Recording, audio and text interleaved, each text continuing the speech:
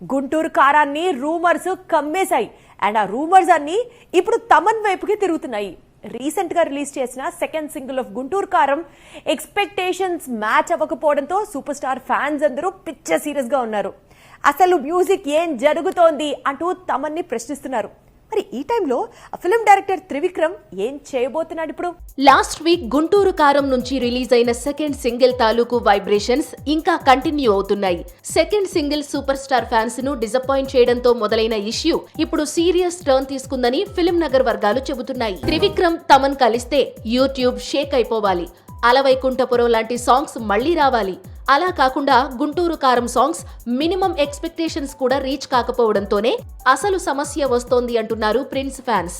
నెల రోజుల ముందు రిలీజ్ అయిన దమ్ మసాలా సాంగ్, రీసెంట్ గా రిలీజ్ అయిన సెకండ్ సింగిల్ రెండూ కలిపి కూడా ఇంకా 100 మిలియన్ల వ్యూస్ కూడా దాటలేదు. దాంతో సూపర్ స్టార్ ఫ్యాన్స్ లో ఫ్రస్ట్రేషన్ పెరిగిపోతోంది. తమన్ అందిస్తోన్న సాంగ్స్ విషయంలో సూపర్ స్టార్ కూడా సీరియస్ గా ఉన్నాడని, అందుకే ఈ పాటికే స్టార్ట్ కావాల్సిన లాస్ట్ సాంగ్ షూట్ ను పోస్ట్ పోన్ చేశాడని బాగా ప్రచారం సాగుతోంది. పైగా తమన్ కంపోజ్ చేసిన మాస్ సాంగ్ ట్యూన్ కూడా మార్చాల్సిందే అని మహేష్ కండిషన్ పెట్టాడట. ఏదేమైనా గుంటూరు కారంపై పుట్టుకొస్తున్న రూమర్స్ టాలీవుడ్ లో హాట్ టాపిక్ గా మారాయి.